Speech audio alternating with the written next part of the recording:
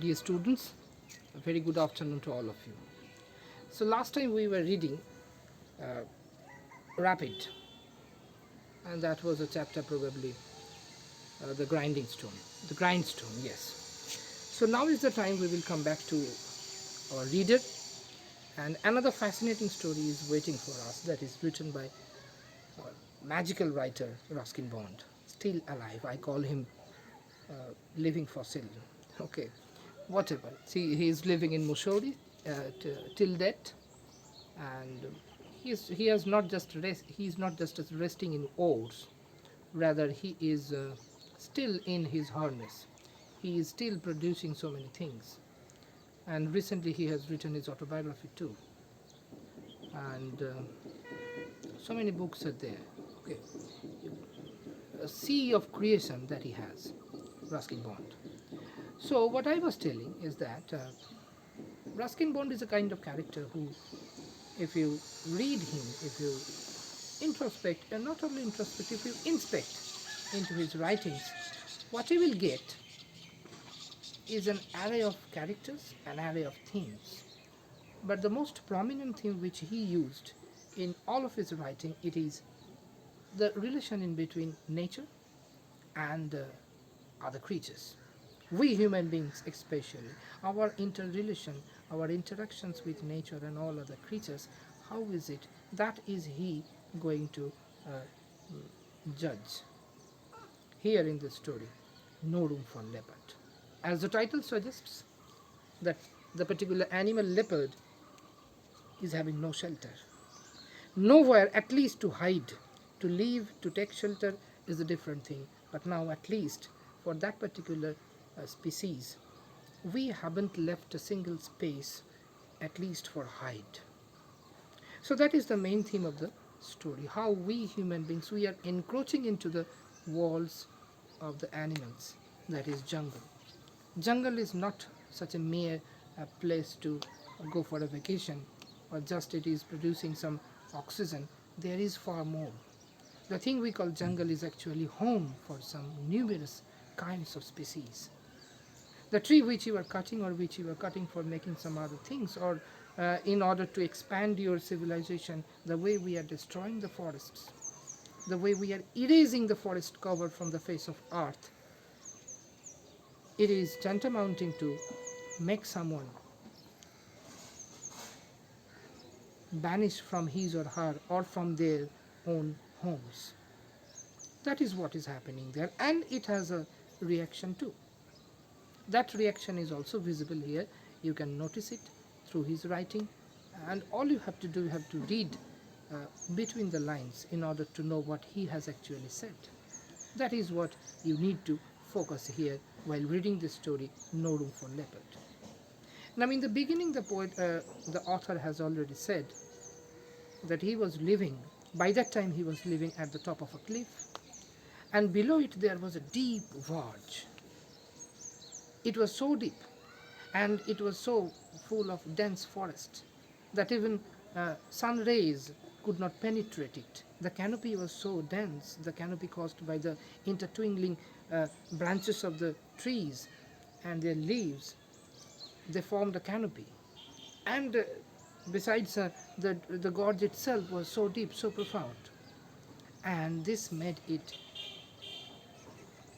dark. This that made that particular place dark and not visible for most of the human being. And especially right at that position, right at that part of the forest where this gorge was, that was less traveled. Few human beings could travel up to that far, up to that dense, because they did not need it. Till then, they did not need it. I don't know. Nowadays, right now in 2021, when we are reading this story and the time when this story was written, I don't know whether that place is still intact there. That place is still a haven for the wild creatures or not. I have a doubt. So here he is telling that he was living at the top of a hill in a cottage, mere cottage. That cottage you will get to know if you read more of his novels. Beautiful cottage, the beautiful descriptions are there. It's a simple, but at the same time, it's beauty at its pinnacle. So, uh, Yes, he was telling that below his cottage there was a deep gorge, and there was a winding serpentine way, a path that led to the bottom, and right there there was a valley. At the end of the valley there was a beautiful river flowing across, flowing beside that valley, forming a border for that valley. That was the outer precincts of the valley. And there, along the river track, it was lined with some wild dog roses. So this is a beautiful scenery, beautiful picturesque scenery. It is called a picturesque description. The poet is using words just like a painter uses his brushes or her brushes. So he is actually depicting the whole scenario through the word. That is what is most important here. So after that he said that yes, there were some species which he used to see. The poet was a frequent visitor in the forest. Okay, forest here you can call it.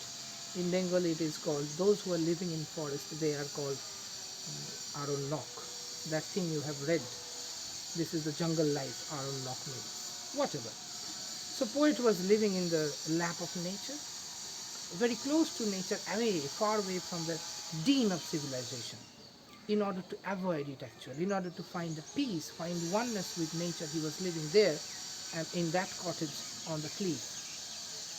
So now the poet is also saying that he used to come across so many creatures which nowadays we call endangered, or they might have been erased from the face of earth. We human beings have been the cause of the extinction of so many species.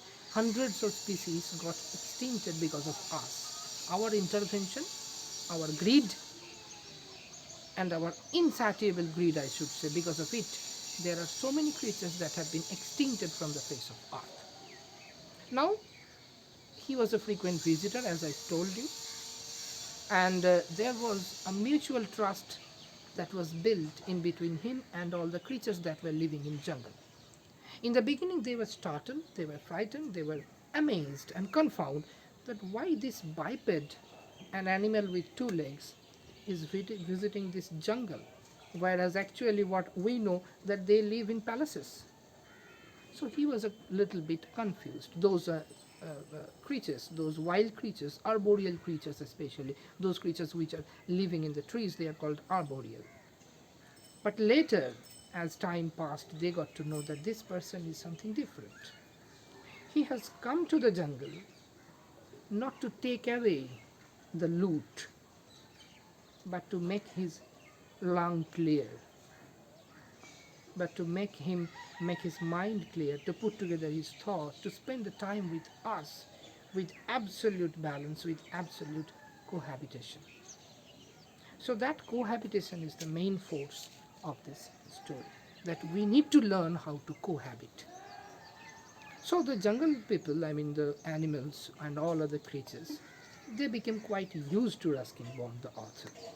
And they took it for granted that this man has come just like we are here. He is coming here to spend some time with us without disturbing us, without creating any kind of nuisance to us, and especially without taking a single thing away from the jungle.